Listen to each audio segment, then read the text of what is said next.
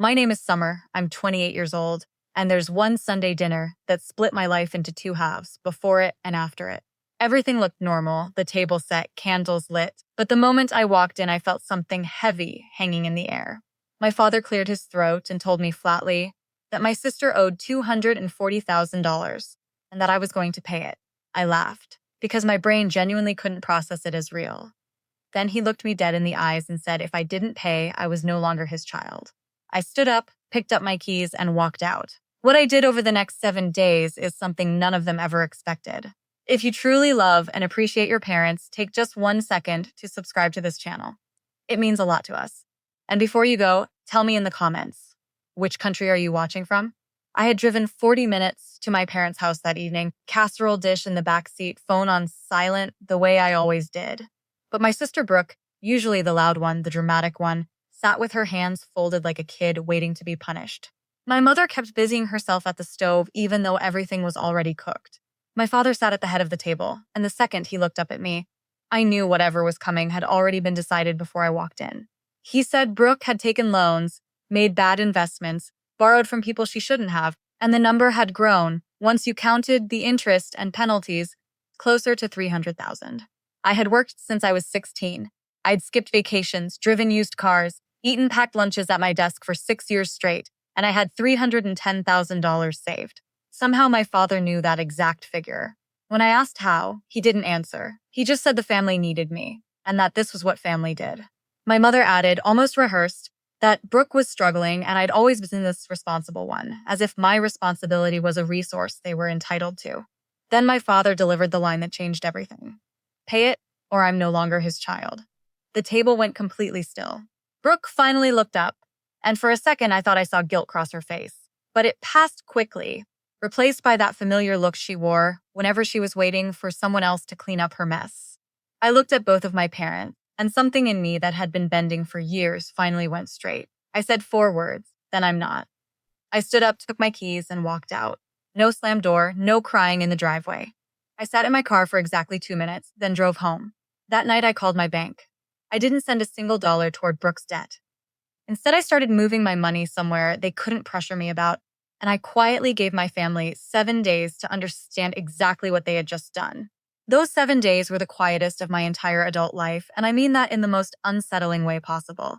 No call from my mother, no text from Brooke, no Sunday check-in from my father, who hadn't missed one since I moved out at 22. Nothing. Just silence so complete it almost had its own sound.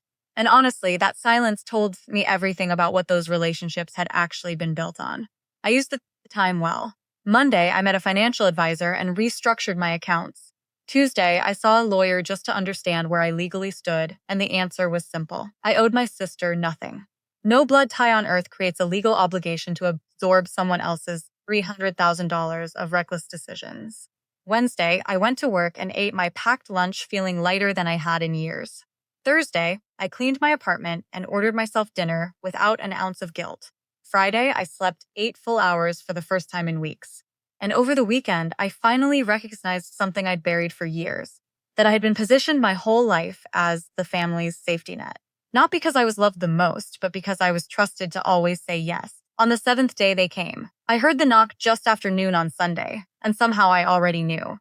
Through the peephole, I saw my mother, my father, Brooke, and 2 of my aunts standing there like a delegation that had rehearsed its entrance. Brooke wore her serious occasion face, eyebrows pulled together, performing remorse like she'd studied for it. My mother had clearly been crying. My father stood slightly apart, arms crossed, which told me he still believed he had the upper hand. I stood at that door for a long moment, thinking about the girl who used to run to that man for advice about everything, about every Sunday dinner I'd never missed, every birthday, every small sacrifice I made, because I thought that was what love looked like in a family. Then I thought about the way he'd looked at me across that table and told me I wasn't his child unless I handed over my life savings for my sister's choices. I opened the door. My mother spoke first, said they'd talked, they just wanted to sit down and discuss things calmly.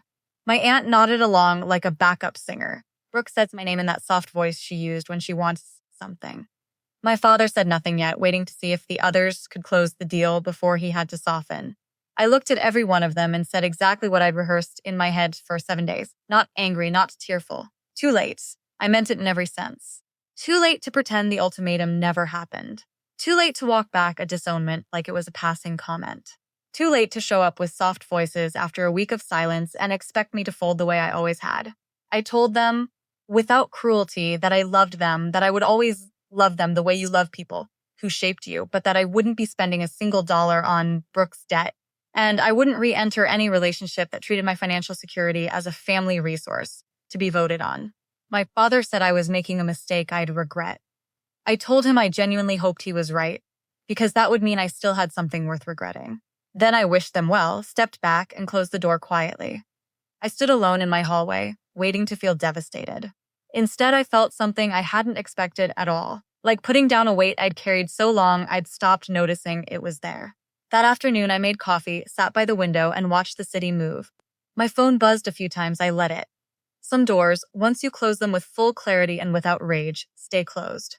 Not because you're cold, but because you finally understand your own worth enough to stop reopening them for people who only knock when they need something from you.